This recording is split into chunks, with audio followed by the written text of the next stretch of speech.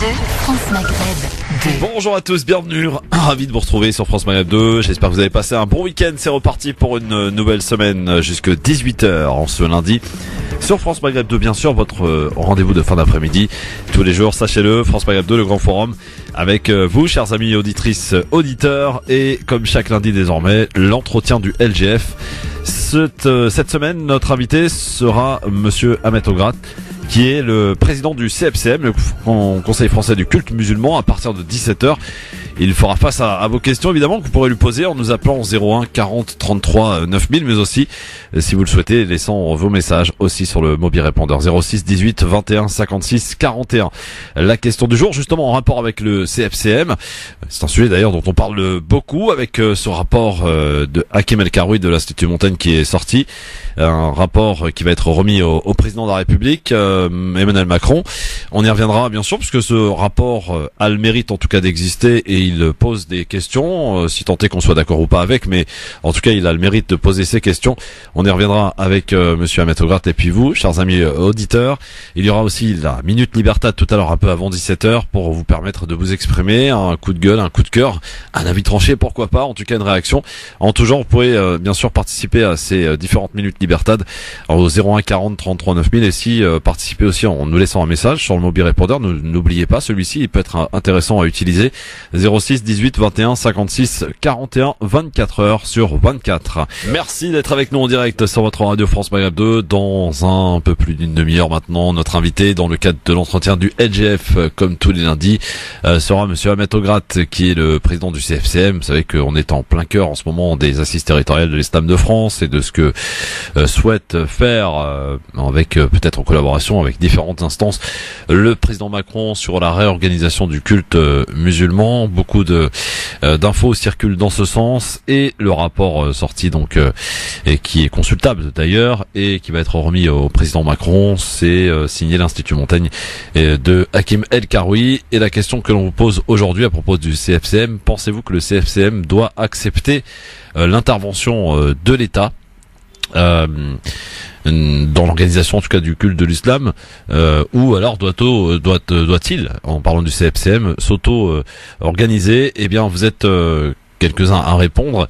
Intervention de l'État, vous êtes 22% à la vouloir, donc pour le CFCM, et bien entendu, donc 78% s'auto-organiser pour ce qui est du CFCM. Vous répondez à cette question bien sûr sur Facebook, France Maghreb 2, ainsi que sur Twitter, LGF officiel, et vous pouvez évidemment nous appeler pour nous donner bien sûr votre avis sur le sujet au 01 40 33 9000. On parlera de tout cela avec Ahmet Ograt et avec vous, chers amis auditrices, auditeurs. 01 40 33 9000 pour nous joindre, où que vous soyez d'ailleurs. N'hésitez pas à bien nous appeler et à prendre part à la discussion et à donner votre avis.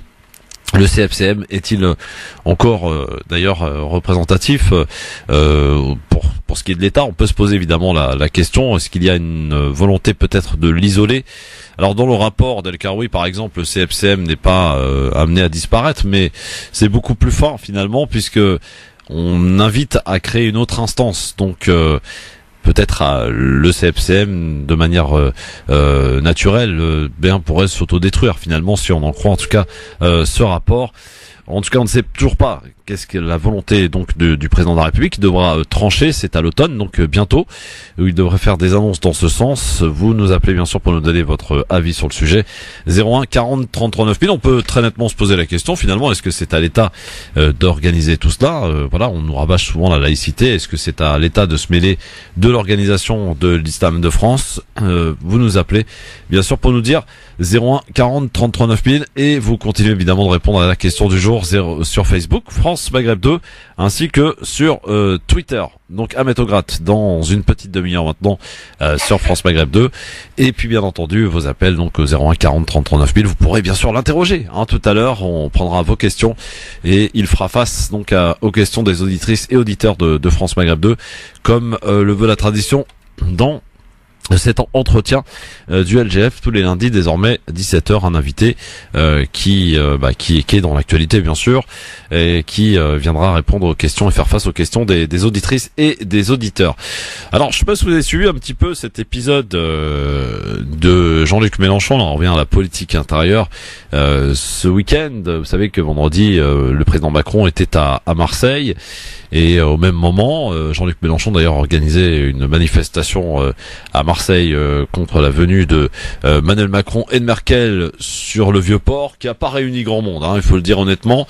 Et puis le soir, donc Mélenchon qui déjeunait dans le quartier, à quelques mètres du président. Eh bien, une rencontre qui a eu lieu et un journaliste qui a donc devant le président dit à Jean-Luc Mélenchon: vous avez traité le président de xénophobe.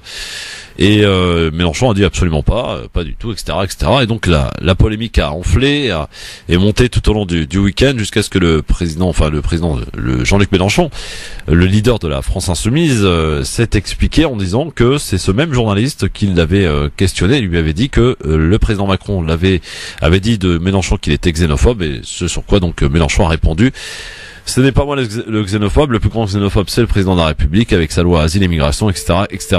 Voilà comment on a tenté de décrédibiliser quelque peu Jean-Luc Mélenchon sur cette réponse. En tout cas, il est apparu, très honnêtement, comme beaucoup plus faible que le président dans cet entretien, qui, somme toute, était peut-être préparé, prévu d'ailleurs. Quoi qu'il en soit, Jean-Luc Mélenchon, pour beaucoup d'ailleurs, et au sein même du mouvement de la France Insoumise, a été critiqué pour avoir fait le mou face au président, lui qui a une grande gueule, on peut le dire, Jean-Luc Mélenchon, qui parle fort, qui critique et qui utilise le verbe parfois à bon escient et qui l'utilise donc avec des mots assez durs envers le président de la République. Et bien quoi qu'il en soit, donc devant lui, il a été très faible, et ça a été donc le petit chambrage du week-end concernant Jean-Luc Mélenchon. 01 40 33 9000 pour donner peut-être là aussi votre avis qui nous intéresse sur le sujet. Est-ce que vous avez trouvé Jean-Luc Mélenchon aussi mou que les réseaux sociaux le prétendent? En tout cas, la scène qui elle a été filmée, la rencontre entre Mélenchon et Macron. Bon, voilà, on sent que le président maîtrisait la chose et la communication de cet entretien, quoi qu'il en soit. 01 40 33 9000, bien sûr. Je rappelle donc à toutes et tous à 17h notre entretien avec Ahmed Ograt, avec qui peut-être on va faire connaissance parce que beaucoup ne le connaissent pas. C'est quelqu'un d'assez discret depuis son arrivée à la présidence de cette instance du CFCM.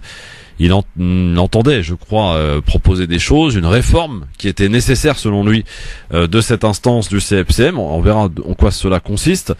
Faire un petit peu le bilan de cette année passée au sein de cette instance tout à l'heure avec lui au 01 40 33 9000. C'est vrai qu'on en parle peu, c'est quelqu'un qui est assez discret et qui finalement n'accorde pas vraiment beaucoup d'interviews dans les médias, donc d'où en tout cas notre satisfaction au fait qu'ils viennent répondre à nos questions, et ils n'ont pas été très nombreux au sein de cette instance parmi les présidents à vouloir venir répondre en toute démocratie à nos questions.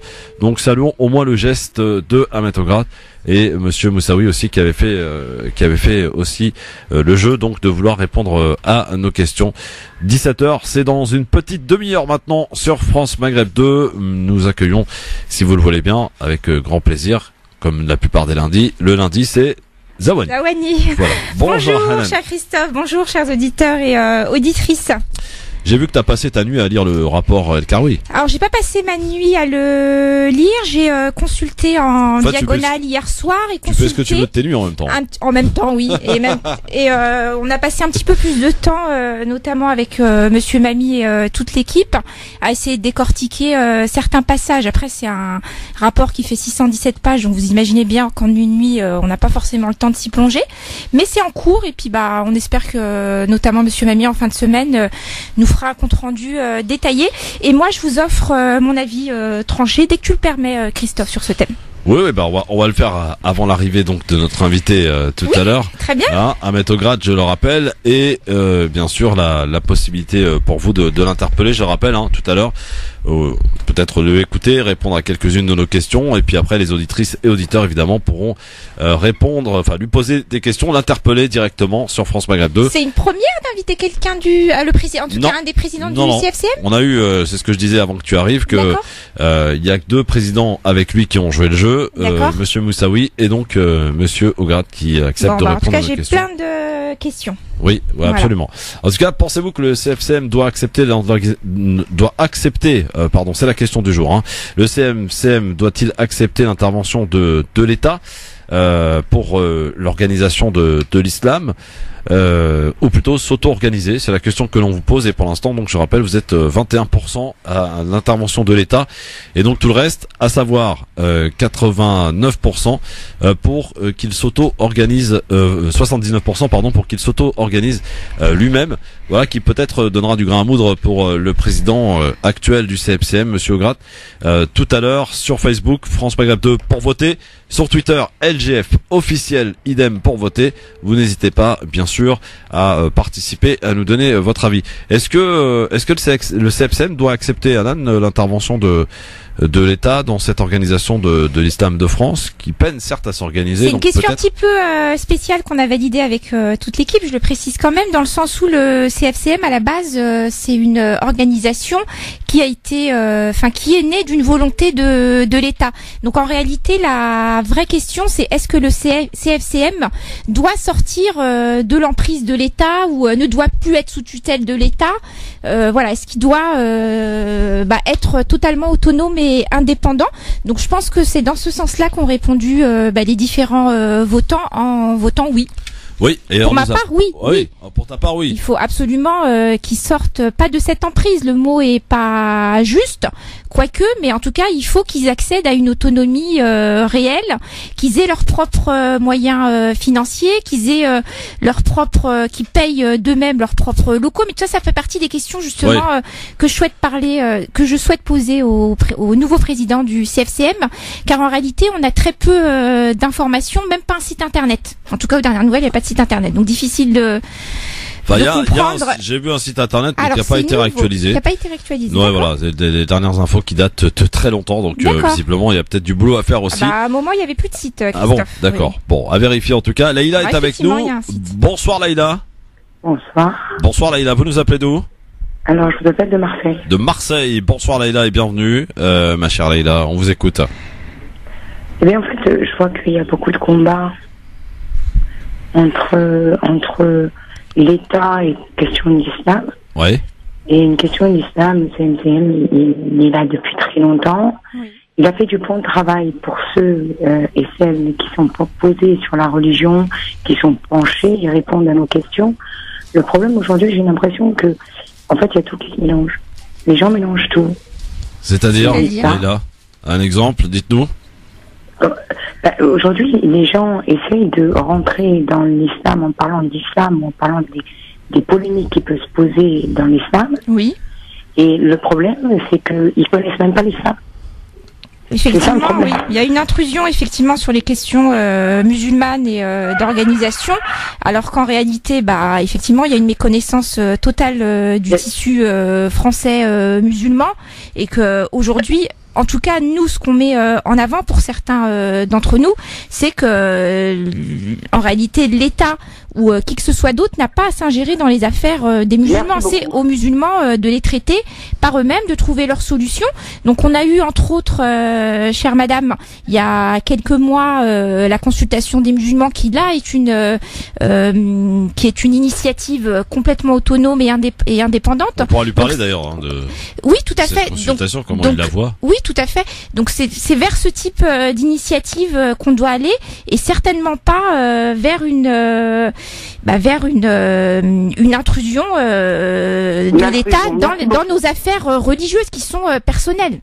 Je pense personnellement, je vais parler de moi, je veux dire, je suis totalement française, je me considère totalement française, de confession musulmane, et je pense que c'est des gens comme nous qui devons se mobiliser pour ne pas faire rentrer l'État, parce que l'État n'a rien à voir là-dedans, de base.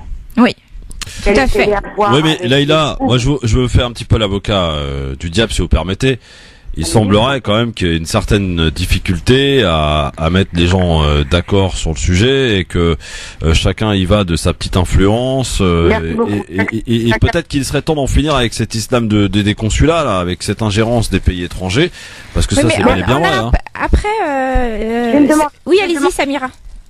Leïla, pardon. Allez-y.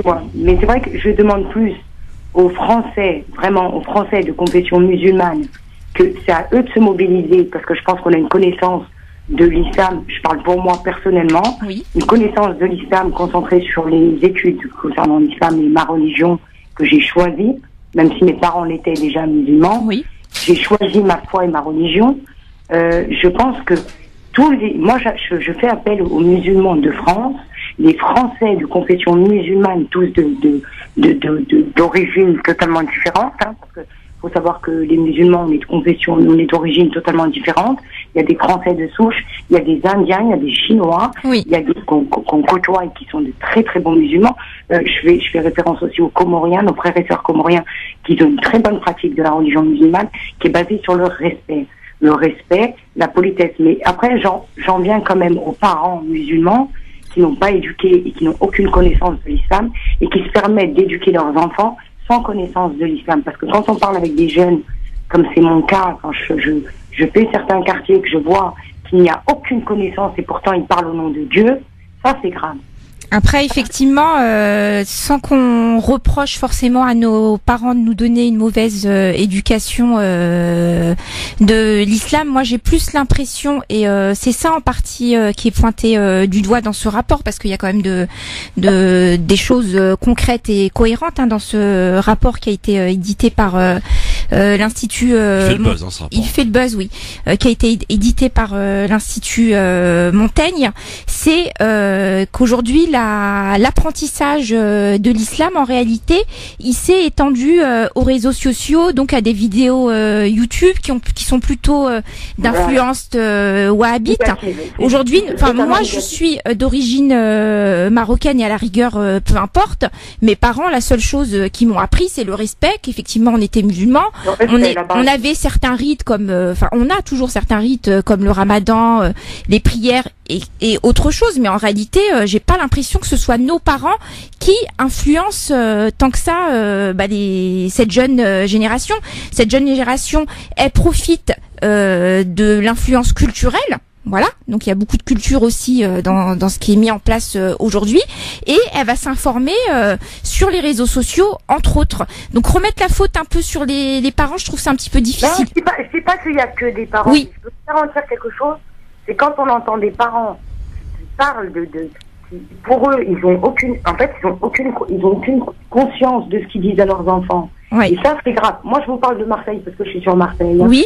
Je fais une constatation par rapport à ce que je vois sur Marseille. Attention, faut pas non plus dire tout le monde fait pareil. Bien sûr. Mais ne serait-ce un petit noyau, regardez un petit noyau, les dégâts qu'il peut faire dans le monde entier. Alors effectivement, un petit noyau de terroristes takfiris, ça fait qu'aujourd'hui on en arrive à cette situation-là.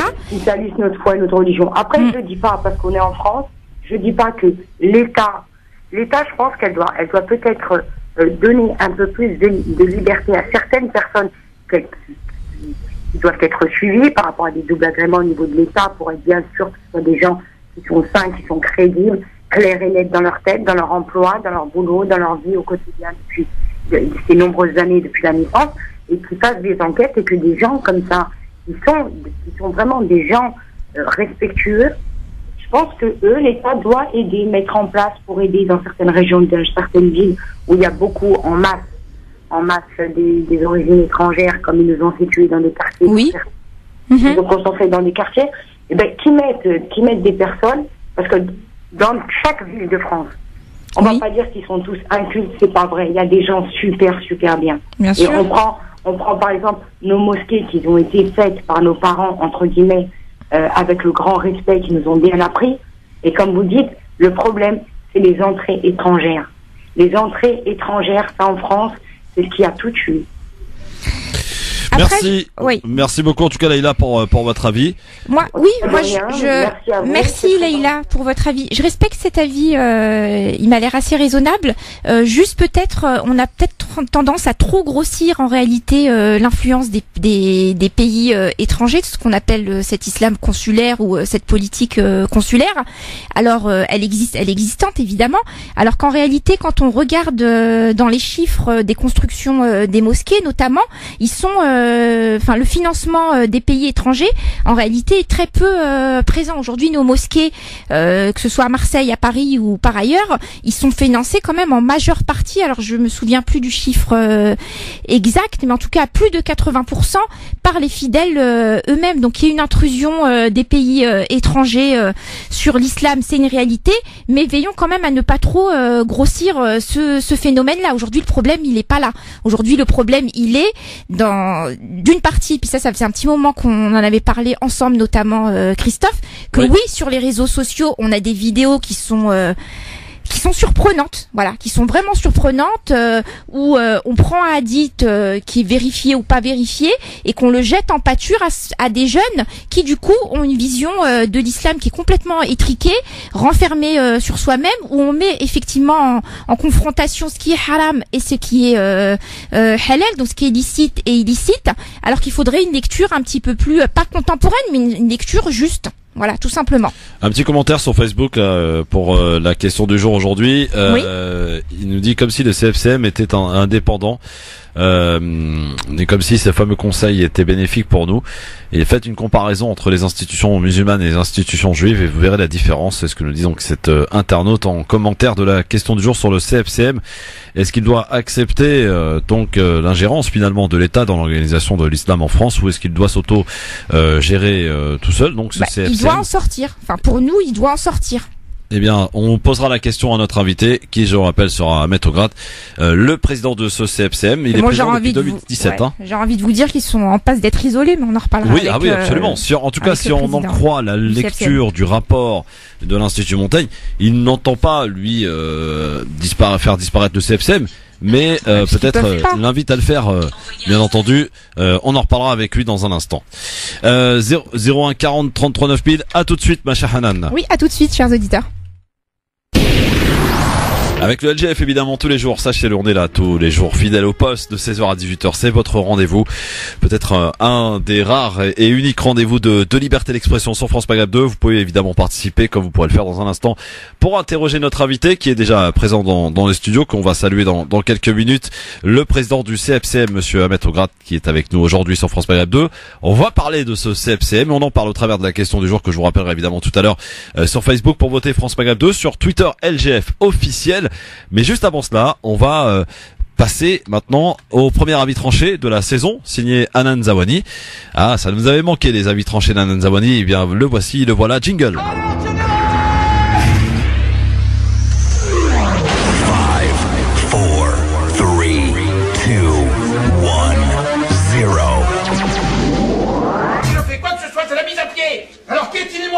L'avis tranché d'Hanan Zawani, la fabrique de l'islamisme, Hanan. Alors oui, effectivement, la fabrique de l'islamisme, donc pour rebondir sur l'actualité et ce rapport donc de Hakim El-Karoui de l'Institut Montaigne.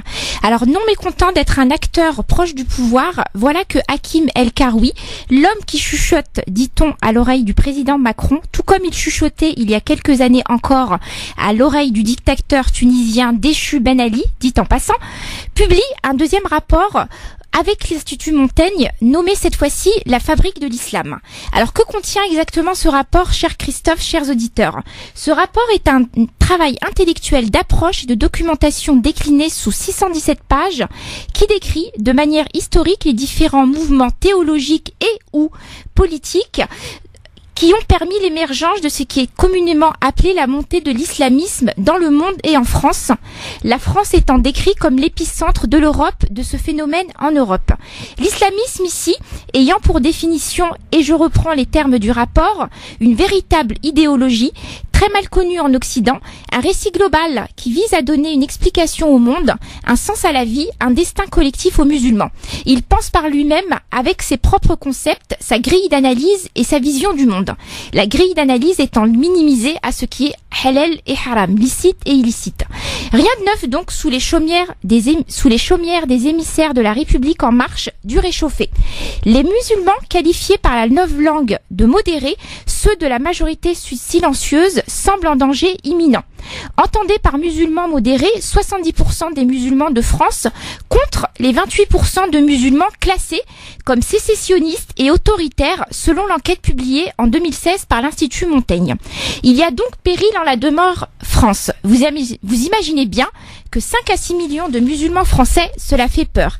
Alors vite, abattons l'islamisme. D'un côté, protégeons ces pauvres musulmans qui seraient incapables de rationalité et de l'autre, tous ces islamistes qui voudraient faire des démocraties occidentales les prochaines dictatures islamiques. Sans blague.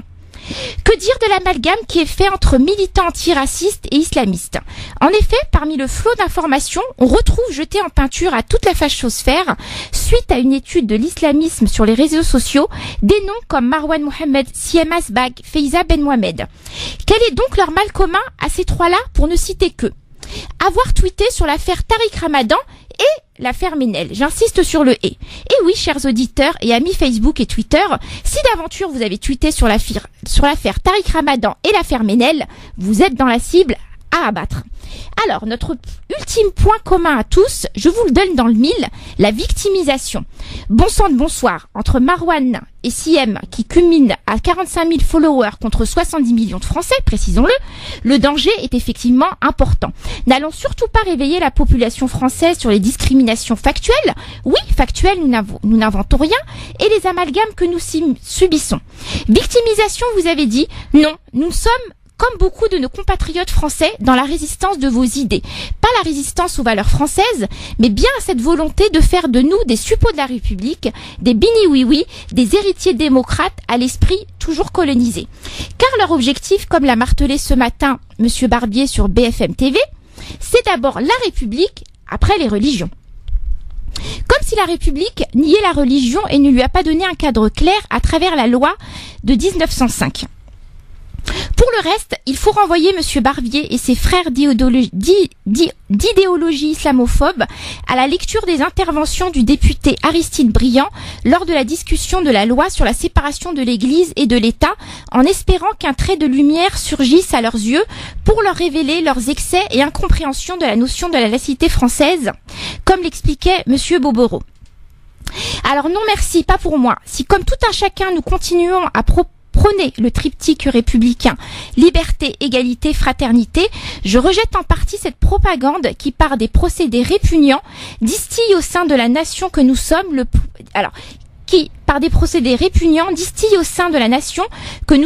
poison qui instille lentement, mais en permanence, l'existence d'un soi-disant péril que risque la France. C'est comme si on disait que la LDJ représente les citoyens français de confession juive, qu'Action Directe représente les catholiques et le Ku Klux Klan représente les Américains. S'il y a péril en la demeure, c'est bien par l'incompétence des politiques à régler les vrais problèmes de la France, emploi, logement, cadre de vie, écologie, pouvoir d'achat de tous les Français depuis la fin des 30 Glorieuses. Quant à l'Institut Montaigne ou autre officine chargée de dresser des rapports, pensez à d'abord consulter les rapports sur le vivre ensemble, sur la montée alarmante des actes islamophobes, sur les chiffres de l'évolution en entreprise des minorités à compétences égales, sur la non-représentation de ces mêmes minorités dans le paysage politique et médiatique. Vous verrez, la réponse se trouve de ce côté-là. Voilà mon cher Christophe, pour mon avis tranché. Merci Hanan pour cet avis tranché signé Hanan Zawadi, bien sûr, sur France Maghreb 2. Bon, j'ai réduit un petit peu quelques données, mais l'essentiel est là. Ce qui ressort de ce rapport, cher Christophe et cher monsieur Augra, c'est qu'effectivement on part d'un constat.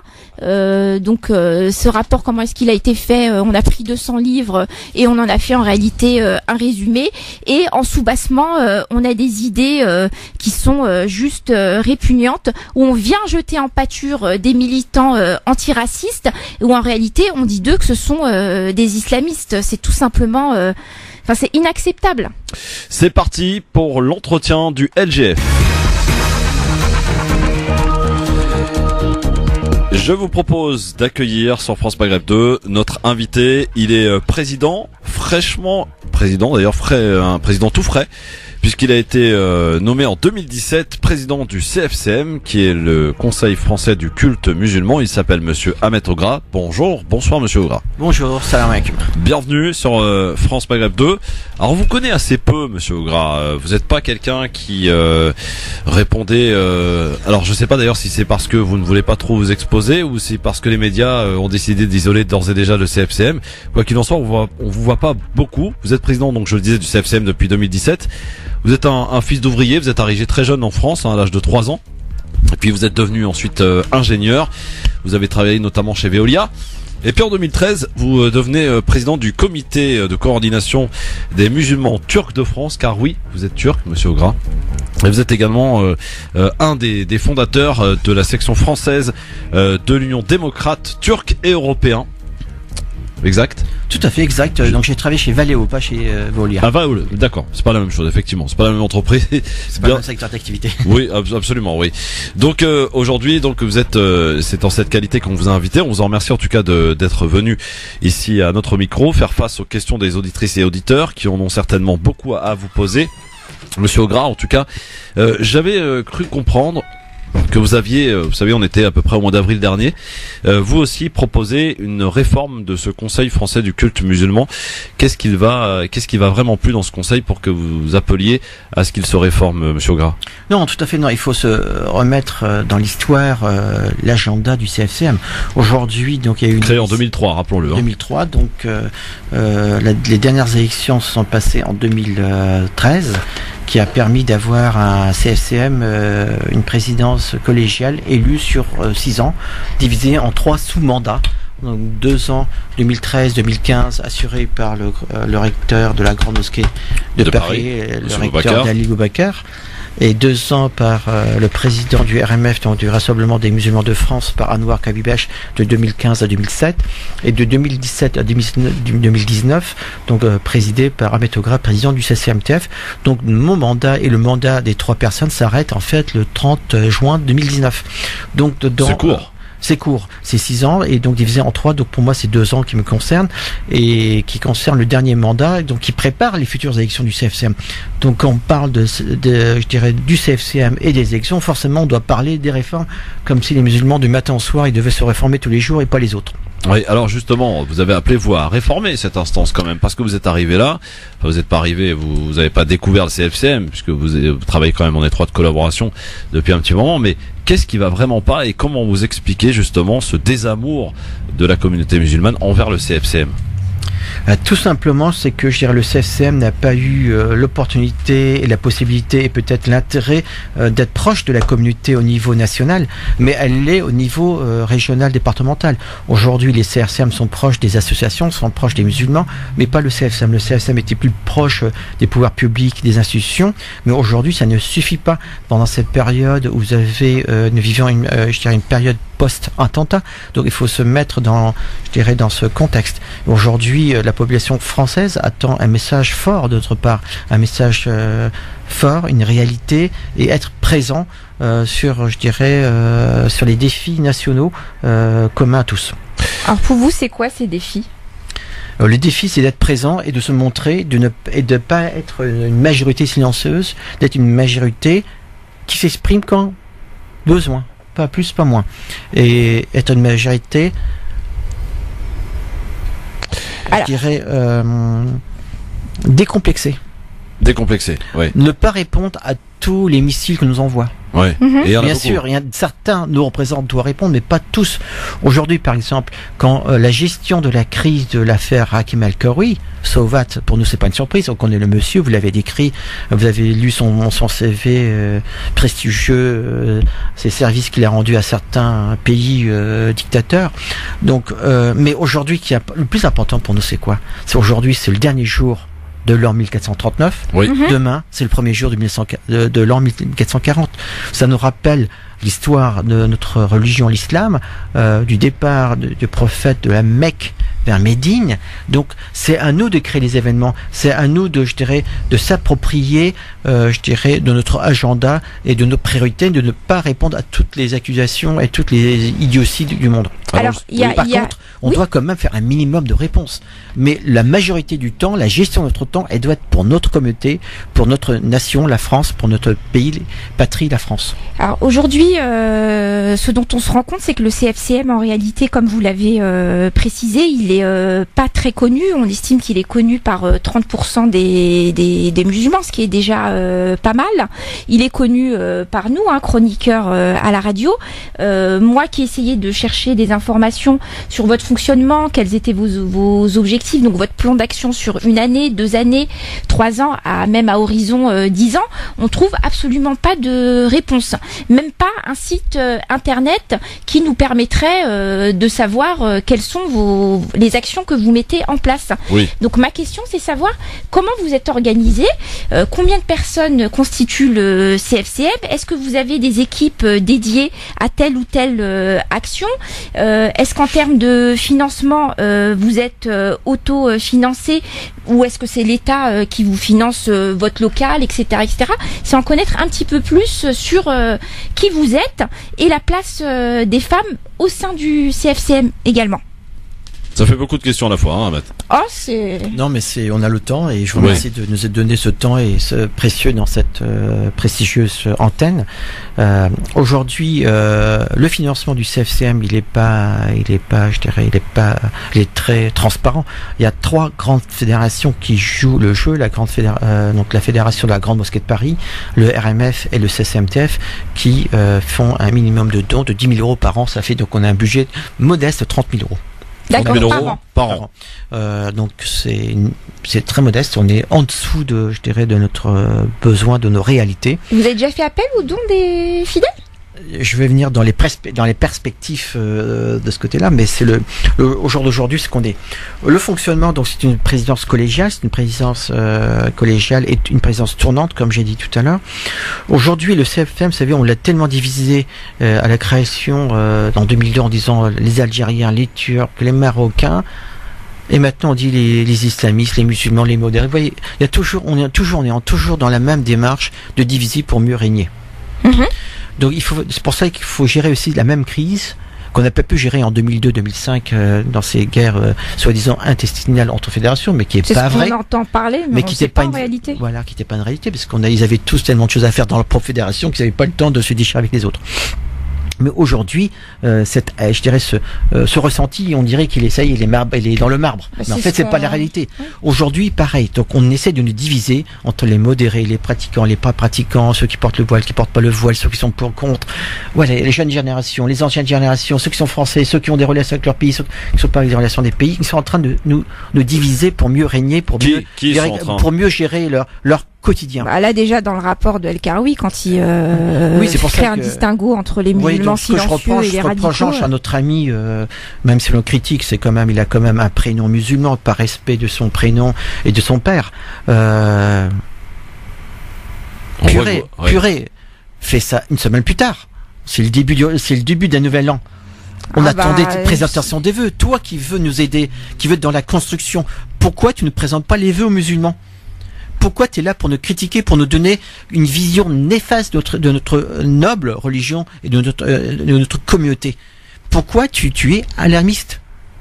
Alarmiste, il l'a été depuis 2016. Là, son rapport, c'est essentiellement sur l'islamisme. Effectivement, on note, et c'est ce que j'ai remarqué, qu'il y a une volonté de division entre les musulmans français, les radicaux et les salafistes.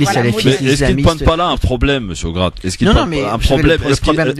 Est-ce qu'il y a des islamistes? On peut parler même de takfiristes. Est-ce que il y a un problème réel aujourd'hui, notamment ici sur la toile, sur les réseaux sociaux, sur Internet? Est-ce qu'il y a pas un problème justement d'une certaine émergence d'une idéologie qui se réfère au takfirisme, à l'islam radical, on va dire? Non, mais tout est possible. Oui, non, et comment on va le traiter? On peut pas, je dirais, renier quelque chose qui est exact. Ouais. Mais par contre, quand vous avez accès aux médias, donc à une certaine nuisance, au pouvoir d'envoyer des messages, on est obligé de refléter la réalité. Tous ces xistes sont même pas une minorité dans notre communauté, c'est des personnes qui font l'exception. Mais aujourd'hui, on est en train de montrer qu'ils sont la majorité de notre communauté. Non, c'est des personnes, c'est des brebis perdues, c'est les défauts de notre communauté. Et par contre, pas que de notre communauté, c'est aussi un échec national de l'éducation nationale, du ministère de l'Intérieur. C'est leur produit aussi. On peut pas être les seuls co-responsables de ces personnes. Tout le monde est responsable. Pour revenir sur le fonctionnement du CFCM, donc aujourd'hui on n'a pas de site internet parce qu'on a besoin de ressources humaines et financières. Donc j'invite via votre antenne à tous les bénévoles de nous aider, que ce soit au niveau de la gestion, de la création d'un site, des réseaux sociaux, ou nous avons besoin d'experts comptables, nous avons besoin, je dirais, d'experts juridiques pour préparer le futur du CFCM. La place des femmes au sein du CFCM, il faut rappeler que le CFCM, c'est le Conseil français du culte musulman. Mais par défaut de non-représentation de la communauté musulmane, donc de l'être humain, nous représentons aussi cette communauté. Donc aujourd'hui, le culte musulman, il faut revenir à sa définition, il représente le culte musulman. Donc le plus important, c'est que les personnes qui siègent soit à la hauteur du culte musulman, maîtrisent le culte musulman et ont une représentativité au sein de leur communauté religieuse. La place de la femme, aujourd'hui nous avons créé depuis 2-3 ans des groupes de travail, des commissions de dialogue vis-à-vis des femmes, vis-à-vis des jeunes et des convertis. Donc de plus en plus, on met la femme, je dirais, en avant de la scène. Nous avons l'année dernière fait, les femmes ont fait, pas nous, mais avec le CFCM, on fait un colloque avec l'appui du CFCM, je dirais, au Sénat pour parler, je dirais, de leur réalité, de leurs problèmes. Donc de plus en plus, cette porte est ouverte. Donc aujourd'hui, ce que veut Hakim Al-Karoui, ces personnes, c'est nous crisper et être à leur dictat. Aujourd'hui, c'est pour ça qu'on doit reprendre le fléau, prendre nos responsabilités. C'est à nous de faire notre évolution, de faire nos réformes, nos adaptations, nos changements de logiciel à nos façons. Et si on se plante, on sera responsable. Mais on va pas faire la même erreur en 2002 où quand quelqu'un a créé le CFCM, a donné quelque chose à l'un, à l'autre, a créé, et après on est traité d'incompétent. Aujourd'hui, les mots du CFCM sont aux organisateurs, aux initiateurs du CFCM en 2002-2003, mais qui sont plus là. Oui, alors justement, je vais reprendre ce que vous avez dit. Donc, je prends acte et nous prenons acte que vous êtes président nouvellement élu. Vous nous faites part effectivement d'un fonctionnement à 30 000 € et d'une volonté d'aller vers les citoyens français de confession musulmane en faisant un appel aux dons. Moi, je crains que ces mêmes citoyens dont je fais partie ne vous répondent, mais est-ce que vous êtes totalement indépendant? On veut bien effectivement vous accompagner, vous anciens entre guillemets, en tout cas c'est comme ça qu'on vous imagine, mais quel rapport vous avez avec l'État? Est-ce que vous êtes totalement indépendant et autonome d'aujourd'hui? Je veux dire, aujourd'hui, vous ne pouvez pas demander à des citoyens français de venir vous donner de l'argent alors que vous êtes dépendant de l'État. Aujourd'hui, on est indépendant de l'État français. Donc vous êtes totalement... Nous sommes une association 1901, dirigée et gérée par des citoyens français ou des ressortissants français qui ont des responsabilités au sein du culte musulman et une puissance de représentativité. Ça, c'est important. Par contre, nous travaillons avec les pouvoirs publics, nous travaillons avec l'État, avec le Bureau central des cultes, mais la relation au jour d'aujourd'hui et avec ses partenaires, nous avons la chance d'avoir aujourd'hui un nouveau président de la République élu, qui a une vision, qui a une approche de la laïcité positive et bénéfique pour les religions, qui s'intéresse aux religions. Nous avons la chance d'avoir une nouvelle présidence au sein du CFCM qui ne sort pas des majorités ou des querelles historiques, donc qui est au-dessus de la mêlée, et donc ça, je dirais, c'est quelque chose d'apaisant et de tranquillisant vis-à-vis des autres, de réconfort. Et nous avons la chance, surtout, c'est dans la démarche naturelle, l'agenda naturel du CFCM, c'est de réformer ce CFCM, de préparer les élections. Donc on n'est pas assujetti à un dictat ou à quelque chose qui nous impose. Aujourd'hui, par contre, nous ne devons plus être absents, je dirais, des débats. Ouais. On doit être présent. Donc c'est pour ça qu'on a besoin de bénévoles, on a besoin de spécialistes, on a besoin de fonds financiers, parce que même si on n'a que des bénévoles, il y a des frais, il y a des déplacements, il y a des choses à préparer. Et aujourd'hui, je comprends que la communauté musulmane ne donne pas, je dirais tout de suite sa caution morale vis-à-vis de nous ou son engagement. Nous, à nous de faire notre preuve. Mais à nous, les grandes fédérations, de faire un appel, je dirais nous-mêmes, de faire un don nous-mêmes. Plus de 10 000 euros, mais un peu plus que ça, pour renforcer le CFCM, de travailler et après faire un don. Moi, ce que je prévois sur cette nouvelle réforme, nous avons créé aussi, donc le dernier mois, le mois précédent, l'association cultuelle pour le financement et le soutien du culte musulman, qui va permettre de faire une transparence sur les fonds qui se promènent en France, sur le halal, sur le pèlerinage soi-disant, sur les dons, sur la zakat, une transparence et surtout un devoir moral vis-à-vis des personnes qui donnent et qui doivent recevoir. Monsieur Legras, moi j'ai une question très claire à vous poser. Je vous entends dans cette envie de développer votre envie de perspective pour ce CFCM. Cependant, est-ce qu'il ne faut pas revoir à la nature et à la racine, j'ai envie de dire, le mode de scrutin de ce président qui arrive? On a l'impression, pour les musulmans, je me fais l'écho là encore une fois de la grande majorité qui disent mais c'est un arrangement entre amis qui se débrouillent entre eux, nous on se sent pas absolument pas concernés, de toute façon on n'est pas consulté pour que nous décidions de qui sera le président. Pourquoi pas envisager aussi une réforme à ce niveau-là, sur la réforme de la nomination du président du CFCM, monsieur Gras?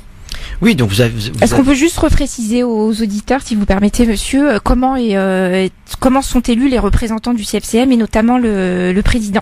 Donc au jour d'aujourd'hui, les conseils régionaux du culte musulman, les CRCM font une élection en interne. Comment sont élus, je dirais, le conseil régional du culte musulman? Il y a des critères, je dirais, pour avoir un nombre de délégués par mosquée qui permet de participer aux élections. Donc les critères, c'est selon la surface de la mosquée. La présence d'un imam, je dirais, habilité à temps complet, la présence, je dirais, d'un centre d'enseignement, donc une classe d'enseignement, et je dirais, la grandeur de la ville aussi permet d'avoir plus de délégués. Est-ce qu'il ne serait pas plus aujourd'hui j'explique ce qu'on fait après et ce qu'on pense faire après.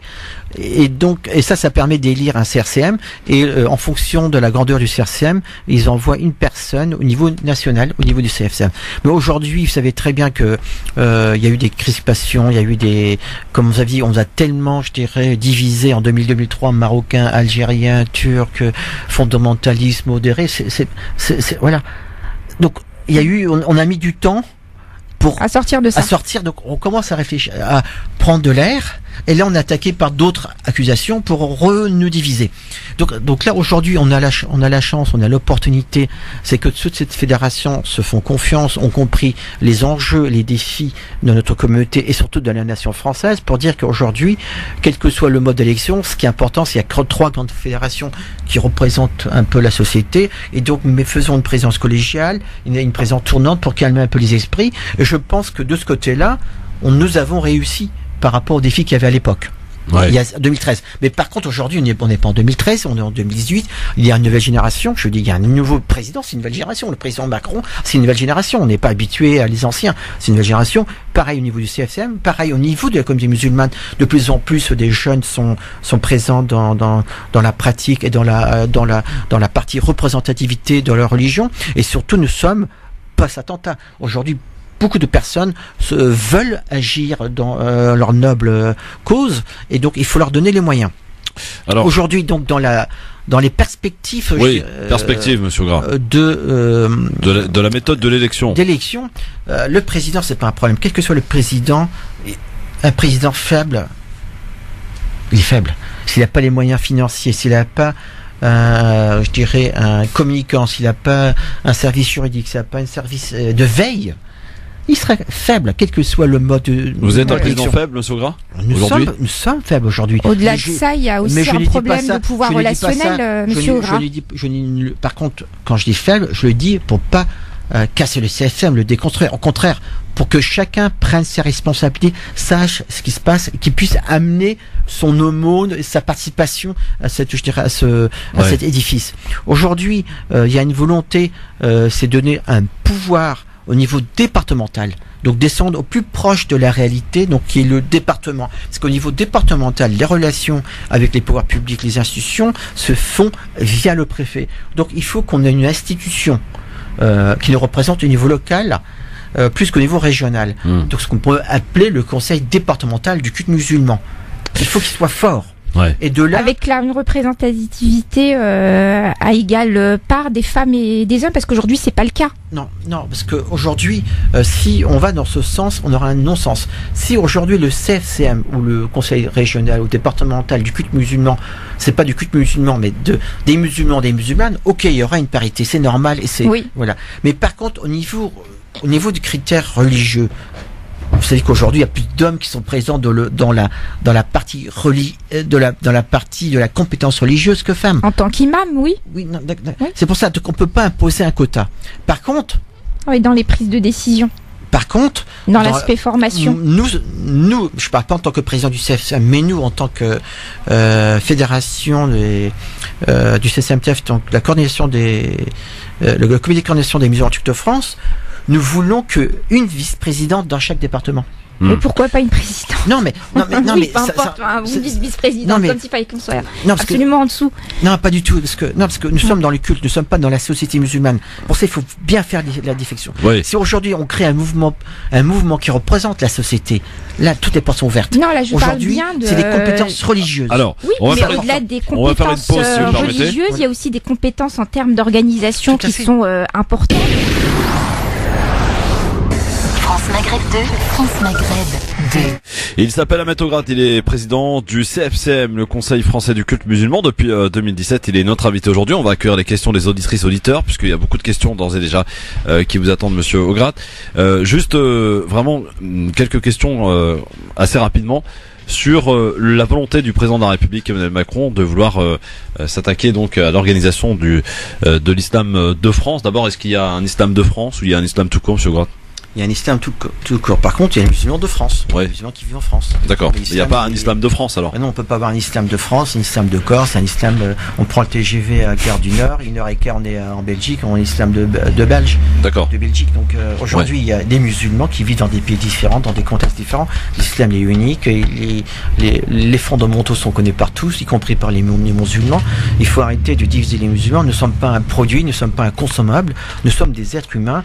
Et surtout notre culte est un culte. J'ai des questions précises à vous poser. C'est la dernière religion monothéiste, je dirais, présente. J'ai des questions précises à vous poser par rapport à justement cette volonté du président Macron qui a annoncé en tout cas des annonces importantes concernant le culte musulman. Et la première question, ou plutôt une observation, le président Macron, lorsqu'il était candidat, était venu vous voir, le CFCM, en promettant de revenir d'ailleurs, ce qu'il n'a pas fait cette année. C'est le Premier ministre qui est venu à sa place. On a appris récemment, la semaine dernière, qu'il a participé aux célébrations de fêtes juives. Il avait prétexté à l'époque un problème d'agenda. Pourquoi avez-vous accepté quand même la présence du Premier ministre? Est-ce que c'était pas un premier affront fait par le président de la République envers le CFCM et envers vous? On peut pas dire que le président de la République peut faire un affront. Il est le président de la République et nous on représente le culte. C'est il est pas venu quand même. C'est un problème, non? C'est un problème, c'est pour lui, mais pas pour nous. Nous, on a un devoir d'inviter le président de la République, le Premier ministre, les ministres. On a un devoir de le faire. Nous l'avons fait, assumé, et c'est à lui de prendre sa responsabilité. Nous ne sommes pas là pour polémiquer. Ça aurait fait plaisir, je dirais, au monde musulman de la présence du chef de l'État avoir participé, mais aujourd'hui le Premier ministre a largement, je dirais, été présent, est resté plus longtemps que prévu, et ça a réconforté le cœur des musulmans et des musulmans. Je vais être plus clair. Pardon, Nan, je vais juste être plus clair dans ma question. Est-ce que vous considérez par son absence peut-être l'envie intérieure d'Emmanuel Macron de se débarrasser du CFCM? Je ne pense pas. Moi, je pense que le président de la République, c'est quelqu'un je vais pas dire c'est un perfectionniste, mais il aime bien que les choses soient bien ficelées, que ça aille dans le bon sens et à sa façon. Aujourd'hui, le CFCM n'étant pas prêt à lui proposer une réforme, et est-ce qu'on devait lui proposer aussi une réforme, c'est une autre question. Mais aujourd'hui, nous vivons dans un monde post-attentat où le français lambda a peur de cet islam, a peur des musulmans, des musulmanes. Toute musulmane qui porte un fichu, un voile est susceptible d'être terroriste. Tout barbu est pareil. Vivant dans cette psychose, je pense que le président public a voulu prendre le dossier en main pour pas que ce soit une affaire de politique intérieure à deux balles utilisée par la droite, par l'extrême droite ou par les populistes. Donc de ce côté-là, il a réussi son défi en disant à part lui personne traite le sujet à part lui. Par contre, je pense qu'il est respectueux de la laïcité, il est respectueux de la loi 1905 et j'espère qu'il va continuer dans ce sens. Aujourd'hui, les relations avec les autres cultes, y compris du culte que vous avez précisé tout à l'heure, c'est leurs affaires, c'est pas nos affaires. Nous, aujourd'hui, nous sommes une valeur ajoutée dans ce pays et de plus en plus notre valeur ajoutée se voit, se quantifie. Et on va pas se laisser faire par des Hakim el-Khoury pour détériorer notre image, notre vie image. Aujourd'hui, nous avons plus de 10 millions de musulmans en France qui contribuent. Entre 5 à 6 millions. 10 millions de France aujourd'hui. Moi, quand j'ai rencontré un responsable algérien, il m'a dit qu'il y avait plus de 6 millions de Français d'origine algérienne. Oui, non, entre 5 et 10 millions. Des chiffres qui sont difficilement vérifiables. Il y a plus de 3,5 millions de Français d'origine marocaine. Il y a 800 000 d'origine turque. Il y a 800 000 d'origine tunisienne. On est même plus de 10 millions. Mais qu'importe. Aujourd'hui, on peut pas nous sous-évaluer. On est 10 millions. Et quand vous descendez dans la rue de Paris, regardez le ratio. Dans les provinces, un peu moins. Donc, aujourd'hui, nous faisons travailler l'économie. Nous travaillons pour une meilleure France. Nous nous battons dans cette guerre économique mondiale qu'aujourd'hui, dans cette crise économique. C'est nos parents, nos grands-parents qui ont fait la France, qui ont construit le métro, qui ont construit les autoroutes, le TGV. Nous, les enfants, nous continuons à œuvrer dans le bon sens. Nous payons nos impôts, nous sommes des modèles. Et c'est ça la réalité. Qu'ils acceptent, qu'ils n'acceptent pas, nous sommes ici en France et nous le restons. Et on ne peut pas casser notre image par 2-3 terroristes, on ne sait pas d'où ils viennent, mais surtout qu'ils ne sont pas un produit du culte musulman, mais un produit de la société française. Ces personnes n'ont jamais pris la case mosquée, ne sont jamais passées par un imam d'une mosquée connue, reconnue par le CFCM. Alors mais par contre, c'est des personnes qui ont fait leurs études en France, qui sont nées en France, qui ont été dans qui ont été éduquées par des assistantes sociales, dans des maisons, je dirais même par des familles d'accueil. Donc aujourd'hui, nous sommes tous responsables de ça. Ouais. Et il faut bien, je dirais, préciser ce qui se passe. Dans l'approche du président Emmanuel Macron, je pense que c'est une approche positive. Il donne la parole aux musulmans. C'est pour ça qu'il a repoussé à chaque fois les échéances sur cette réforme et comment on doit accompagner le culte musulman. Quand vous écoutez son discours à Versailles, il utilise des mots très intelligents. Il dit on va réformer, mais avec le concours des représentants du culte musulman du CFCM. Donc, en fait, il peut rien faire sans nous. Mais c'est normal. Mais c'est un message politique vis-à-vis d'un électorat en France qui est soucieux de ce qui se passe. Mais dans la réalité, nous vivons dans un pays de droit, il faut nous respecter et nous avançons dans le bon sens. Aujourd'hui, le CFCM fait beaucoup d'efforts, essaye de casser cette image qu'elle avait, qu'on lui a imposée, pour dire qu'il y a une nouvelle génération, nous sommes ouverts, nous voulons offrir la porte aux femmes, aux convertis, aux jeunes, à tous. Nous voulons faire des partenariats avec les autres représentants des autres cultes et surtout nous sommes une partie progressiste de cette nouvelle France. Alors monsieur Augras, donc j'entends bien que j'entends bien que vous êtes plutôt assez satisfait des prises de position du président Emmanuel Macron. Je vais vous lire un commentaire là qui vient suite au direct qu'on diffuse d'une personne qui est un militant antiraciste, Abdelaziz Righi, qui dit l'État laïque veut organiser le culte musulman, point d'interrogation, mais ça ne choque même plus tant la laïcité coloniale est installée en France où les cultes et l'État sont séparés à l'exception de l'islam qui reste sous la coupe de l'État colonial. L'esprit de 1905 est préservé puisqu'à l'époque, l'islam fut la seule religion qui resta sous le contrôle de l'État français. D'ailleurs, si les musulmans ne demeuraient pas décolonisés, est-ce que Macron oserait envisager une réforme de l'islam? Évidemment non, comme il n'envisage pas une réforme du catholicisme, du protestantisme ou du judaïsme.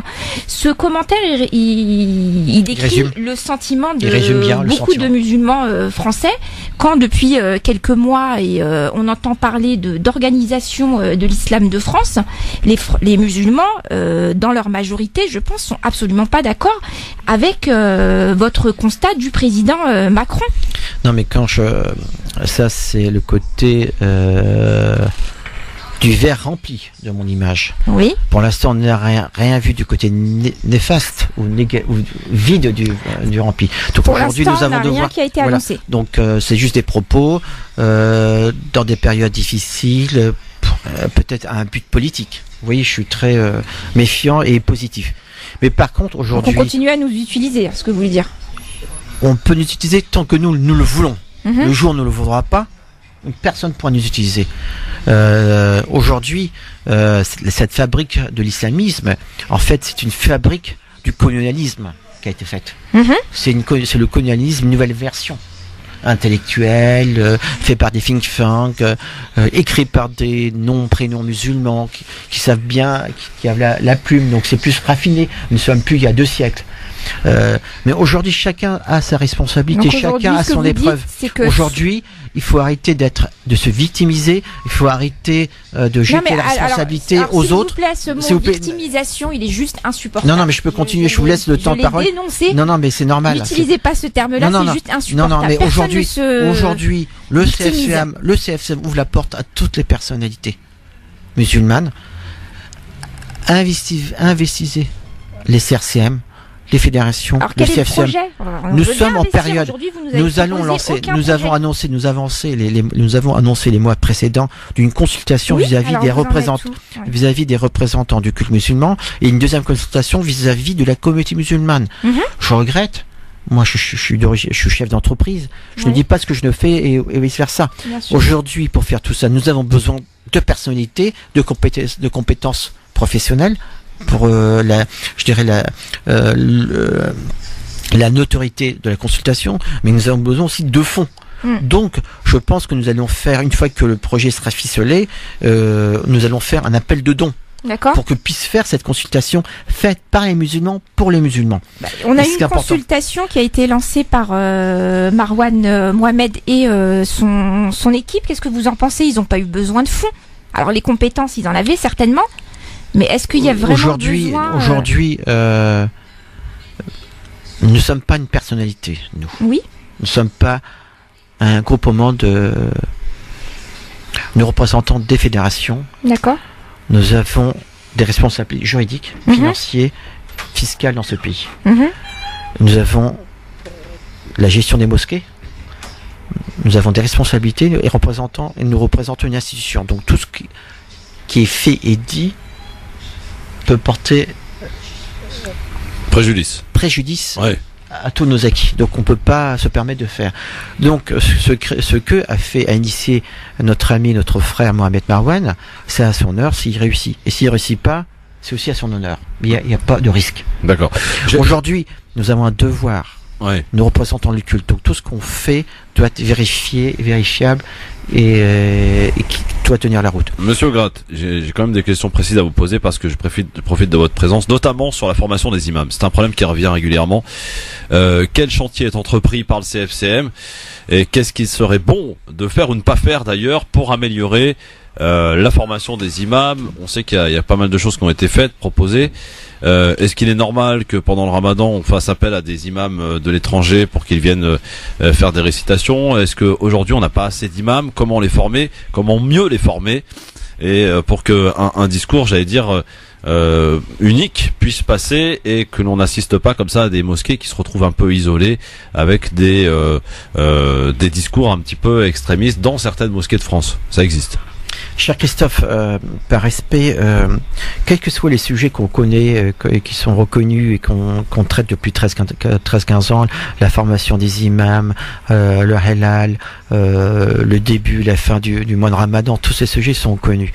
Mais aujourd'hui... Oui, mais ils sont importants, hein. Oui, non, pas du tout, mais c'est juste pour dire, ma priorité aujourd'hui, c'est de renforcer le CFCM, d'avoir plus de personnalité et plus d'avoir des fonds financiers pour qu'on puisse avoir des permanents, des responsables de ces commissions, des personnes pas bénévoles, mais des personnes qui sont là, quel que soit le président, quel que soit, je dirais, la présidence, des personnes qui suivent ces dossiers, la formation des imams, le halal. Mais tant qu'on n'aura pas percer, je dirais, ce problème financier, on ne pourra pas embaucher. Et tant qu'on ne pourra pas embaucher, on ne pourra pas suivre ces problèmes.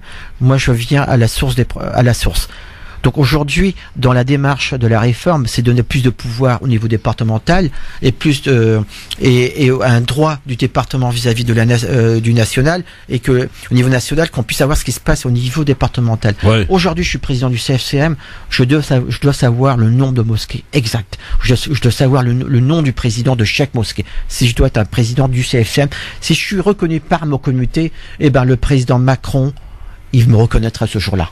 Monsieur, voilà. Donc aujourd'hui, le défi pour nous, c'est en interne. Il faut qu'on recense toutes les mosquées de France, petites, grandes, qu'importe, tous les présidents qui gèrent ces mosquées, qu'on sache qui est son secrétaire général, qu'on sache qui est l'imam, est-ce qu'il est bénévole, pas bénévole, est-ce qu'il a signé la charte de l'imam du CFM, oui ou non, à quelle fédération il appartient, est-ce qu'il est loi 1901 1905. Il faut qu'on fasse ce travail, c'est un travail immense, mais une fois qu'on l'a fait, là on aura un pouvoir. Un pouvoir, je dirais, de résonance, que ce soit au niveau médiatique, que ce soit sur notre communauté, au niveau politique. Et là, vous verrez, on aura le président de la République, le Premier ministre, qui viendront à tous y compris, je dirais, l'opposition qui va venir. Mais j'ai envie de vous dire, monsieur Augras, c'est pour ça que nous nous trompons. Arrêtons de répondre à toutes les accusations faites par, cette pensée unique. Nos défauts sur la formation de l'imam, sur tous ces sujets. On les connaît.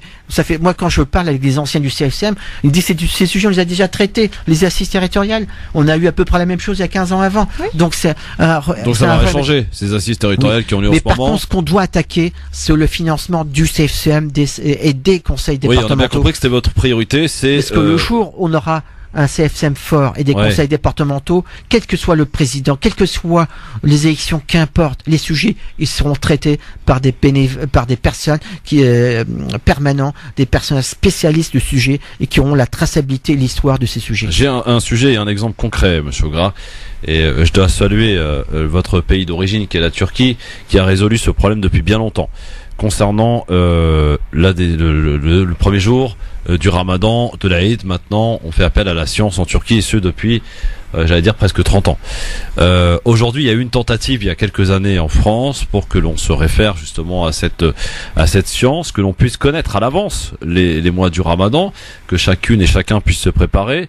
Il en va aussi d'un certain vivre ensemble pour que chacun puisse s'organiser, pour connaître la fête de l'Aïd et non pas attendre la veille pour savoir si c'est demain ou après-demain. Il est très compliqué d'aller voir son patron et de lui dire que demain je ne viens pas parce que c'est l'Aïd. Même ça, on n'y arrive pas parce qu'il y a eu une tentative il y a 4 ans et il y a eu rétropédalage. Vous vous en souvenez, monsieur Augras? À l'époque, je crois que c'était monsieur Dalil Boubacar qui en était le président. Il y a eu rétropédalage parce que il y a eu une fronde au sein même de cette mosquée de Paris qui ne veulent pas de la science et qui veulent garder, j'allais dire, cette encore une fois, je suis pas là pour critiquer, pour dire si c'est bien ou pas bien, mais qui voulaient garder ce système de désignation du premier jour du Ramadan. Vous qui avez donc cette origine turque, vous êtes turc, monsieur Augras, est-ce que l'exemple de votre pays d'origine, est-ce qu'on peut pas essayer de convaincre les gens, de parler avec les gens pour peut-être passer à un autre chapitre et qu'on en termine avec des histoires quand même qui apparaissent comme des histoires basiques, quoi. C'est des choses qu'on devrait régler. Soit on définit quelque chose. Soit on se réfère à la science, dans ce cas tout le monde suit. Soit on se réfère à la sunna, comme diraient certains, et on attend la lune, mais on la regarde vraiment. Si vous voyez ce que je veux dire. Mais qu'on définisse quelque chose parce que c'est le brouhaha, et c'est pour ça qu'on incite chaque année, et encore cette année, à des gens qui ont suivi la France et qui ont commencé le Ramadan le mercredi. Les autres, la grande majorité, l'ont commencé le jeudi. Monsieur Augras, c'est pas compliqué à définir ça. On définit une chose et on s'y réfère. je vous remercie pour vous donner un cas concret d'exemple, je dirais, des problèmes qu'on a aujourd'hui.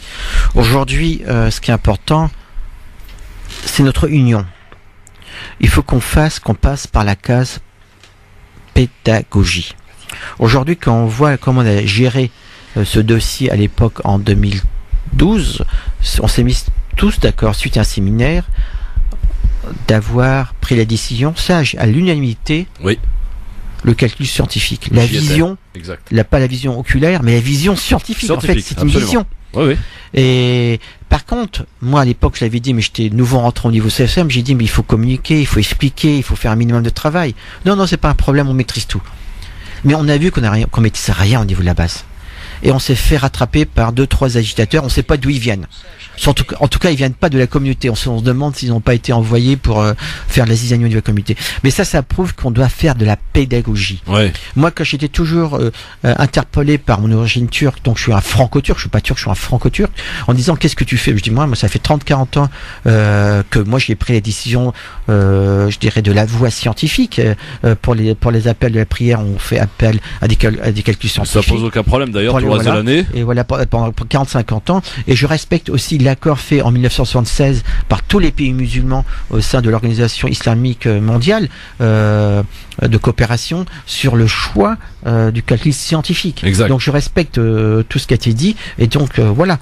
Et je me sens bien. Par contre, si les personnes qui veulent absolument regarder l'observation de la Lune oculaire, je vais pas. Oui, mais qu'on fasse un choix, monsieur. Non, mais c'est ça le problème aujourd'hui. Moi, j'ai juste l'impression, là, on est passé 4-5 minutes dessus, que c'est un sujet qui est juste secondaire. Non, c'est pas du tout secondaire. Non, c'est un réel problème. Franchement, depuis des années. Non, c'est la gestion de ce problème qui est important pour moi. C'est un cas d'école. C'est un cas d'école. C'est la gestion. On doit faire de la pédagogie. C'est la pédagogie. La personne qui veut faire ses calculs scientifiques et l'autre, on doit se respecter. Personne n'est plus musulman que l'un que l'autre. Oui, alors chacun fait comme il veut à la maison. Moi, mon ex-mari, ce qui s'est passé en 2012-2013, mais en 2012-2013, il y a eu une terreur.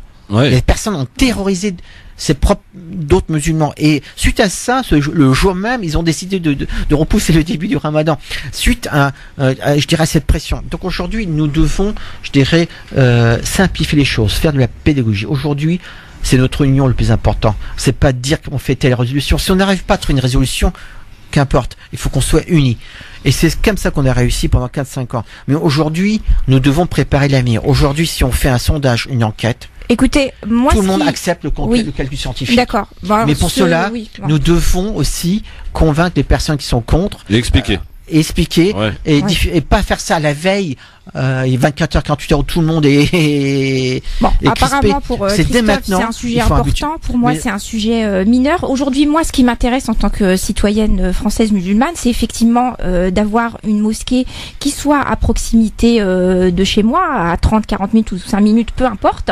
Mais surtout, le vrai souci qu'on a aujourd'hui, c'est que moi, quand je me rends dans une mosquée, c'est très rare qu'on ait un prêche en français. Je veux dire, ça fait j'ai 41 ans aujourd'hui, mes parents sont arrivés il y a 40-50 ans, on est sur une 3e ou 4e génération et ce problème-là, il n'est pas résolu. Donc faire des donations au CFCM pour organiser, pour mettre en avant et organiser un pouvoir par rapport aux institutions françaises, très bien, mais ce qui nous intéresse aujourd'hui, nous, le commun des musulmans, dans notre pratique quotidienne, c'est pourquoi ces prêches sont toujours en arabe. Pourquoi on n'arrive pas à trouver d'école musulmane où on va nous apprendre la théologie musulmane classique. On n'a pas besoin de modérés ou de radicalistes. On a envie d'apprendre notre religion. Tous ces outils-là, aujourd'hui, on les a pas. Donc je remercie notre ami Christophe tout à l'heure en parlant, je dirais, du modèle de la Turquie, qui est un pays laïque, qui a su, je dirais, dans ce pays laïque, gérer les affaires religieuses. Et pour cela, donc, a créé des écoles, des lycées, ce qu'on appelle des écoles, des lycées imamatifs, où c'est que la destination n'est pas, la destinée n'est pas de devenir un imam mais d'apprendre les sciences profanes, mais en même temps d'apprendre la science islamique, je dirais le minimum de sciences islamiques. Et ça a permis d'éduquer nos enfants Et après, ceux qui veulent continuer dans la filière aujourd'hui, le traditionnelle. souci qu'on a, c'est qu'on n'est pas éduqué, Monsieur Ogras, excusez-moi, je vais mais être pour un petit continuer, peu non, mais ce qui est important, aujourd'hui, c'est on n'est important. pas éduqué. Aujourd'hui, c'est pas les mosquées qui nous éduquent. Et le rapport, par contre, de Hakim El Karoui, on peut être pour ou contre, peu importe, il pointe du doigt une réalité, c'est qu'aujourd'hui, l'éducation islamique qu'on a, et moi, la première, quand j'ai voulu avoir des éléments, j'ai été sur Facebook et YouTube. Donc aujourd'hui, comment se fait-il que après, je veux dire, depuis 2003, on est pratiquement à combien 15 ans d'existence, on n'a même pas une page YouTube qui nous informe sur la pratique de l'islam et qu'on est rendu à devoir se renseigner auprès de sites salafistes ou habites, c'est une réalité. Donc aujourd'hui, qu'est-ce qu'il y a? On va attendre encore 10 ans, 15 ans, le temps que vous organisez. Aujourd'hui, vous n'êtes pas une salafiste. Je suis pas une salafiste parce que fort heureusement quand j'ai commencé. Donc il faut pas. S'il vous plaît, faut pas rentrer dans le jeu des autres. Je rentre pas dans le jeu. Aujourd'hui, vous n'êtes pas une salafiste. Vous n'avez pas eu connaissance. Vous n'êtes pas parti dans une mosquée. Vous êtes rentré dans les réseaux sociaux. Vous n'êtes pas une salafiste. Donc ça veut dire alors c'est juste hyper inquiétant. J'ai 2 enfants de 16 ans et 20 ans et quand ils m'envoient certaines captures d'écran, oui, je m'inquiète. Mais ça c'est votre job en tant que mère de faire attention à ce qui regarde. Oui, mais aujourd'hui vous avez été mis en place par une institution d'État en 2003, il y a plus de 15 ans, et on n'a même pas un site internet, Monsieur Ogras. Donc moi je veux bien qu'on se rapproche de vous, qu'on vienne vous aider. Mais quel est le projet? Le projet, c'est de créer une institution Le projet aujourd'hui, cher Hanan. Oui. Le projet aujourd'hui, c'est de dire la vérité de ce qui se passe chez nous. Oui. C'est déjà dire notre propre vérité, de l'accepter, de faire un état des lieux. Vérité, on la connaît. Non, vous avez une vérité. 2200 mosquées, on la connaît pas peut-être 10 ou 15% où il y a des prêches en français. Et encore. Moi, je 10 minutes en français, 30 minutes en arabe. Moi, je préfère avoir des prêches en arabe, en turc, en pakistanais. Non, mais s'il vous plaît, attendez. Non, attendez. Mais qui disent la vérité, que d'avoir des prêches en français, qui des prêches soi-disant salafistes. Oui, je suis d'accord avec vous. Donc, la langue n'est pas le souci, c'est ce qui est dit. Ah non, la langue c'est un vrai souci, monsieur. Non, c'est pas la langue le souci, c'est ce qui est dit dans l'intérieur. On en reparle juste après pour la dernière partie. Monsieur Ogras, pardon de nous couper, mais j'ai la pub. J'ai la pub, donc on est de retour très vite pour conclure. Et peut-être qu'on prendra quand même des auditeurs qui attendent depuis longtemps pour des questions, bien sûr, sur France Maghreb 2. À tout de suite. France Maghreb 2, France Maghreb 2. Monsieur Ogras qui est avec nous sur France Maghreb 2 pendant encore 3 petites minutes. On va essayer de les utiliser à bon escient. Et pardon pour tous ceux et toutes celles qui souhaitaient intervenir, mais promis, Monsieur Ogras, il va revenir très vite. Monsieur Ogras, en tout cas, merci d'avoir accepté notre invitation d'abord déjà. Vous avez constaté. Merci pour l'invitation. Enfin, vous l'avez pas constaté aujourd'hui, mais aujourd'hui, force est de constater que les chantiers sont énormes et tellement nombreux. Et encore, on n'a pas soulevé, j'allais dire, beaucoup de sujets qu'on aurait pu évoquer avec vous. Mais aujourd'hui, peut-être en guise de conclusion, sur ce qui vous paraît le plus important à faire dans l'immédiat. Peut-être aussi inviter, j'allais dire, la communauté à se rapprocher du CFCM pour mieux comprendre, parce que j'ai l'impression quand même beaucoup ont parlé du CFCM sans même savoir qui il était réellement à l'intérieur, comment ça s'organisait, un petit peu comprendre les règles qui s'opèrent à l'intérieur. Certes, il y a des changements à faire, vous nous le disiez tout à l'heure, il y a beaucoup de choses à faire, mais votre seul problème aujourd'hui, vous nous le dites concrètement, en direct sur France Maghreb 2 aujourd'hui, c'est un problème de financement. Vous avez 30 000 euros à l'année, ça suffit évidemment pas à pouvoir organiser tout cela, à s'occuper d'un site internet, ça demande du personnel, ça demande du travail, de créer un Facebook, une plateforme, de créer aussi des liens avec toutes les mosquées. Je crois que c'est 90% des mosquées qui sont rattachées au CFCM en France. Donc tout ça, ça demande beaucoup d'argent et beaucoup d'humains, de personnel. Et aujourd'hui, votre principal souci, est-ce que vous pensez, Monsieur Ogras, d'ici la fin de votre mandat, pouvoir réussir à trouver un financement, j'allais dire, correct et viable pour ce CFCM, pour qu'il puisse se poursuivre? Oui, je vous remercie Christophe de m'avoir invité de répondre à cette question qui nous reste les dernières minutes. Aujourd'hui, dans le modèle que notre fédération préconise, c'est donner un pouvoir au local, donc au département, avoir un département très fort au niveau de chaque département, et que le conseil régional ne soit plus représenté par un bureau, par un président, soit une coordination des conseils départementaux pour avoir, je dirais, un interlocuteur vis-à-vis, je dirais, du préfet de région. Mais simplifier la structure du régional, qui soit pas un intermédiaire avec, je dirais, les signaux qui viennent directement du local, donc du territoire vis-à-vis directement de la capitale, l'instance politique noble. Il faut que mairie, l'instance politique, ait un accès direct au niveau, je dirais, du territoire et vice versa. Et chacun a un regard vis-à-vis de l'autre. Et donc, si aujourd'hui, un calcul très simple, cher Christophe, si chaque département, disons il y a 100 départements, donne que 100 euros par mois, fois 12, ça fait déjà 120 000 euros de financement pour le SAFEM. Donc ça déjà on multiplie par 4 ce qu'on a les fidèles ils donnent énormément. Voilà. Déjà toutes ça c'est un minimum. Donc ça nous permettra, je dirais, d'embaucher des permanents qui vont pouvoir travailler avec les départements. Donc il y aura une adhésion, une reconnaissance mutuelle. Ouais. Et après, si une fois que toutes les mosquées de France nous font confiance, un vendredi par trimestre, on fait un appel de toutes les mosquées de France, 2500 mosquées. Chacun donne 1500 euros, ou 1000 euros. Ça fait des grandes sommes. Donc on a besoin d'une confiance mutuelle. On a besoin de se comprendre mutuellement, de se faire confiance. C'est pour ça que la gestion de la crise du début de Ramadan, pour moi, elle est importante dans la façon de gérer les crises. Aujourd'hui, les musulmans doivent apprendre à gérer les crises. On n'est pas obligé d'être d'accord sur tous les sujets, mais il y a un sujet qu'Allah, on est responsabilisé d'Allah, c'est notre unité. Même s'il y a des diversions, même s'il y a des approches différentes, on doit se respecter mutuellement. Le monde s'est pas fait en un jour. Mais le plus important, c'est l'unité. Donc aujourd'hui, si on arrive à renforcer le CFCM, à avoir un budget d'1 million d'euros, qui est possible, qui est réaliste, sans rien changer, hein, juste en donnant un poids au département, une responsabilité, et je dirais, et faire appel aux fédérations fondatrices de donner un peu plus que 10 000 euros, et tout le monde donne. Nous arrivons largement à un budget à peu près entre 500 et 1 million d'euros, avec 4 appels par an dans toutes les mosquées, pour renforcer le CFCM bien sûr, et renforcer les aumôneries aussi, qui est un devoir pour nous. Oui. Après, on a un deuxième chantier qui est l'association cultuelle qu'on a créée, qui est là, je dirais, pour mettre de l'ordre dans le pèlerinage et donc celle-ci, elle est déjà créée. Moi, j'en ai jamais entendu parler. Nous attendons l'association cultuelle pour le financement et le soutien du culte musulman. Nous attendons le récépissé et pour commencer, voilà. Bon. Et donc on a deux chantiers. Devant un peu leur volonté effectivement de créer une association dans ce sens-là. Franchement, on va se retrouver avec combien d'associations? Ils ont qu'à faire ce qu'ils veulent. Ouais. Nous, on a notre propre agenda. Okay. On n'a pas des échéances électorales, municipales, régionales, présidentielles et européennes. Aujourd'hui, nous, on a notre propre agenda. On a une responsabilité. On a un dépôt, un émanat vis-à-vis des 10 millions de musulmans.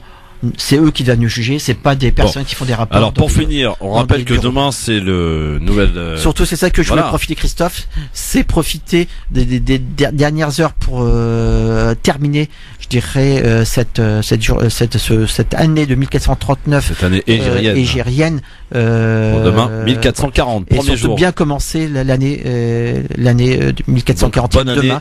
À tous les très bonne année et meilleurs vœux. Merci, bonne année à vous. Et bonne réussite pour votre. Monsieur Gras, juste une petite observation. Ce genre d'événement qui est quand même important, le nouvel an. Je vous garantis qu'on fait un sondage auprès de la population musulmane, pas beaucoup sont au courant. Ça, c'est peut-être un problème aussi au sein même peut-être des mosquées, au sein des instances. Il faut faire passer ces messages qui sont importants quand même de changer d'année quand on est musulman, c'est important. Les fêtes, les différentes fêtes, c'est très important de faire des rappels, bien entendu, sur la naissance du prophète, Mouloud Nabawi Sherif, de plein de choses. Voilà, il y a un travail considérable. Je sais que vous en êtes conscient.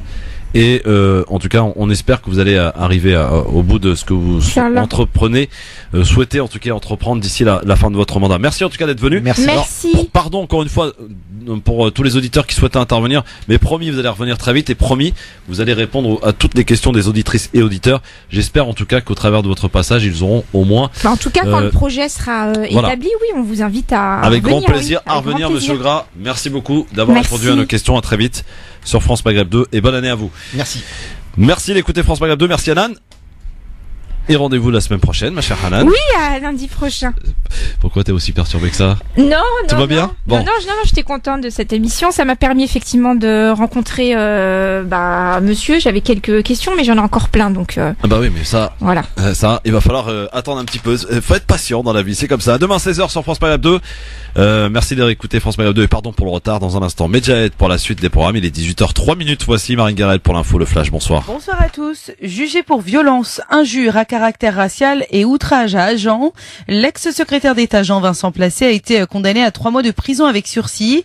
Jean-Vincent Placé avait été interpellé ivre le 5 avril à la sortie d'un bar du 6e arrondissement de Paris, dont il venait d'être expulsé par un videur après un incident avec une cliente. Il a été jugé pour des violences envers cette jeune femme et pour des injures racistes à l'encontre du vigile. Il lui a été aussi reproché d'avoir insulté les policiers qui sont intervenus. Le tribunal l'a relaxé des accusations d'injures à caractère racial, mais l'a rendu coupable pour le reste. Les forces de l'ordre ont évacué tôt ce matin la ZAD située à l'ouest de Strasbourg, une zone à défendre occupée par les militants opposés au chantier de Golbsheim pour le grand contournement ouest de Strasbourg. La création d'une nouvelle rocade autoritaire. Un demi-millier de gendarmes mobilisés ce matin pour cette opération face à quelques 200 zadistes. Opération éclair malgré quelques échauffourées. La démolition des barricades et des constructions illégales a commencé sur le site dès l'évacuation terminée. À Paris, 7 personnes ont été blessées hier soir, dont 4 très grièvement touchées, après avoir été agressées par un homme muni d'une arme blanche, un couteau. Le caractère terroriste n'est à ce stade pas retenu. L'agresseur a été interpellé. Il serait, selon les premiers éléments de l'enquête, d'origine afghane. Le ministre de l'Intérieur, Gérard Collomb, salue aujourd'hui la grande réactivité et le courage des passants qui sont intervenus hier soir pour le maîtriser. Toujours à Paris, un homme interpellé ce matin, cette fois dans le 11e arrondissement, près de la Bastille, soupçonné d'avoir porté des coups de ciseaux à la gorge d'un postier et blessé un passant. Il est en garde à vue. Le plan pauvreté sera présenté jeudi par le gouvernement. Il devrait notamment comprendre une mutuelle à 1 € par jour et par personne maximum. Et puis le trafic de l'aéroport Lyon-Saint-Exupéry reprend progressivement, mais de nombreux vols sont toujours retardés. Ce matin, une voiture folle a réussi à pénétrer sur les pistes. France Maghreb 2, service, info, musique, divertissement. France Maghreb 2. France Maghreb.